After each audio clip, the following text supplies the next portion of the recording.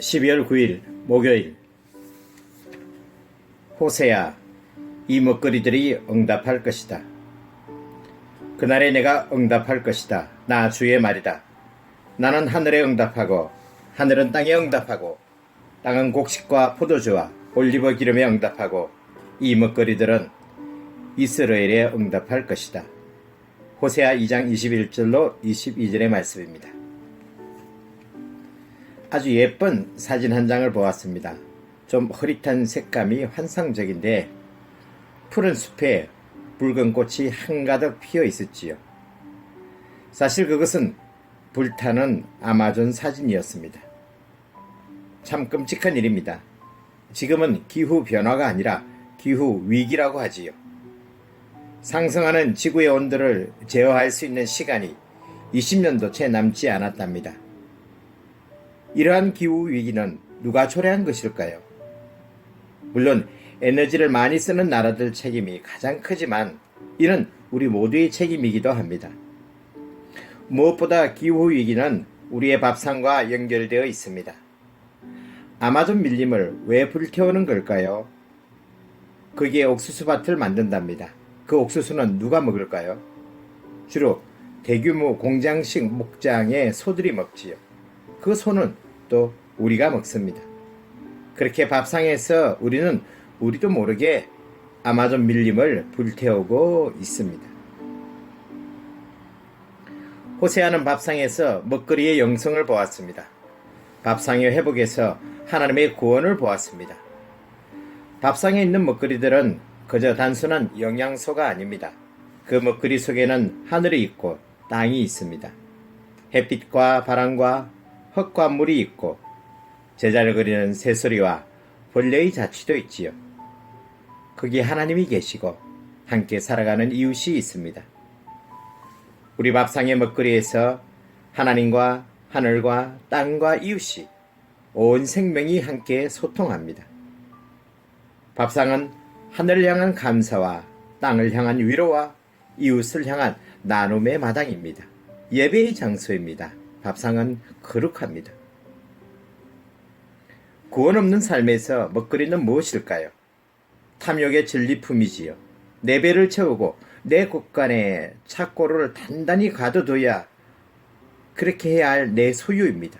오롯이 내 소유가 되기 위하여 그것들은 바깥과 철저히 차단됩니다. 거기에는 하늘도 땅도 이웃도 없습니다. 피조물의 부르짖음도 들리지 않습니다. 여기서 로루하마와 로암미가 나옵니다. 긍휼함도 없고 내 백성도 없습니다. 천상천하의 유아독존입니다. 그러나 사람이 곡식과 포도주와 기름을 탐하면 탐할수록 기갈과 갈증만 더해가는 것은 무슨 까닭일까요? 곡식과 포도주와 기름의 풍요만이 행복이요 생명인 줄 알고 집착하지만 그것들이 쌓여갈수록 삶은 더 황폐해지고 기진해가는 것은 무엇 때문일까? 그가 먹는 것이 허망한 탐욕이기 때문입니다. 그가 마시는 것이 원한이기 때문입니다. 탐욕과 원한의 산의 진미로 어떻게 생명을 풍요롭게 할 수 있겠습니까? 하늘과 땅과 사람을 보지 못하는 눈먼 욕심을 하나님의 영성이라고 말하지 마십시오. 피조물의 부르짖음을 듣지 못하는 환각을 거룩한 영성이라고 착각하지 마십시오. 들짐승과 공중의 새와 땅의 벌레에게 주신 하나님의 언약이 보이지 않습니까? 피조물이 부르짖는 신음에서 성령의 말할 수 없는 탄식이 들리지 않습니까? 오늘은 밥상에 대한 이야기네요. 오늘 묵상의 글을 읽으며 저는 이런 문장들을 갈무리해 봅니다. 밥상은 하늘을 향한 감사의 자리입니다. 땅을 향한 위로의 자리입니다. 이웃들을 향한 나눔의 자리입니다. 예배의 장소입니다. 밥상은 거룩합니다. 저도 여기 와서 가끔 밥을 먹습니다. 맛있게 먹습니다. 그런데 종종 여기 병원밥이 맛이 없다고 제대로 된 식단이 아니라고 투정하는 분들을 봅니다. 1년 365일 여기서만 밥을 드시는 분들에게서는 당연히 나올 수밖에 없는 불만들이지요. 저는 그게 마음으로는 공감이 되는데 머리로는 잘 이해가 안 됩니다. 이 정도면 괜찮은 식단인데 하는 생각이 자꾸 드는 거예요. 그런데 오늘 머리로도 이해가 되었습니다. 아, 밥이 부족해서 반찬의 가짓수가 적어서 그런 것이 아니었구나. 밥상에서 사랑을 느끼지 못해서 그런 것이었구나. 따뜻한 밥과 국물을 먹어도 마음이 따뜻해지지 않으니까 이 반찬 저 반찬을 돌아가며 이 반찬 저 반찬 골고루 돌아가면서 나와도 마땅히 먹을 것이 없는 이유는 마음이 허해서 나눠 먹을 친구가, 이웃이, 가족이 없어서 그랬던 것이구나. 아마 그래서 예수님도 사람이 밥으로만 사는 게 아니다 라고 하셨는지 모르겠습니다. 그래요, 맞습니다.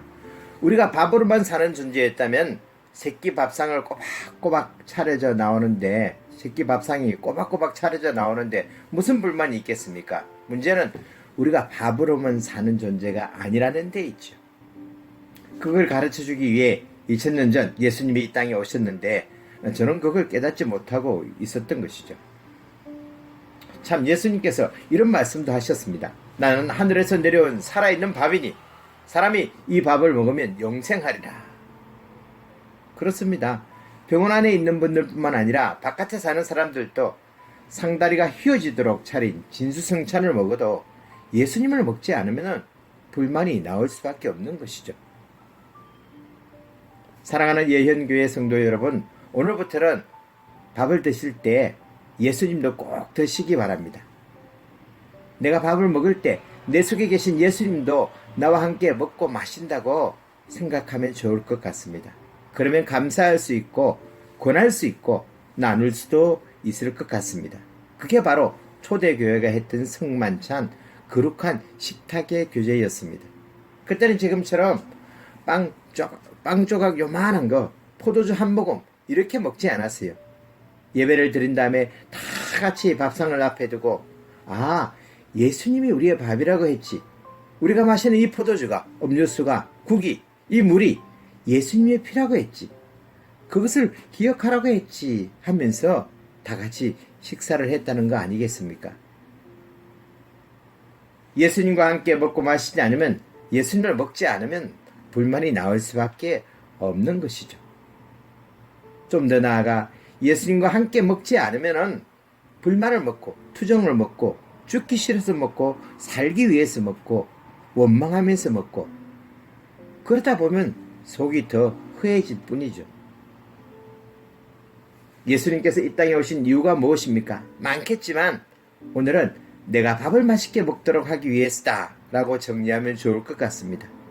밥 한 그릇에 하나님께 감사하고 그 밥상이 있기까지 수고한 땅과 사람들을 위로하고 나를 위로하고, 혹시 이 밥 한 그릇도 못 먹는 사람들이 있다면 그들에게도 나누어지는 세상이 오도록 기도하는 삶을 살도록 예수님께서 이 땅에 오신 줄 믿습니다. 그럴 때에 밥상이, 식판을 마주할 때가 예배가 되고 거룩한 순간이 되는 줄 믿습니다. 가끔은 그래도 후한 순간이 있겠지만 그럴 때는 천국의 밥상을 생각합시다. 주님과 얼굴과 얼굴을 마주 대하고 한 상에 둘러앉아서 온갖 맛있는 것들을 먹는 행복한 천국 밥상머리를 떠올립시다. 오늘 읽었던 성경 한 구절이 생각납니다. 그분은 우리 마음속에 천국을 조금 넣어두셔서 우리가 천국보다 못한 것에 만족하는 일이 없게 하십니다. 우리는 그 천국을 기대함으로 힘차게 살아갑니다. 기도하겠습니다. 주님, 이 대림절에 우리를 빈들로 이끌어 주소서. 우리의 밥상이 하늘과 땅과 먹거리가 서로 응답하며 주님의 은총을 찬미하고 함께 나누는 생명의 밥상이 되게 하소서. 예수님의 이름으로 기도합니다. 아멘.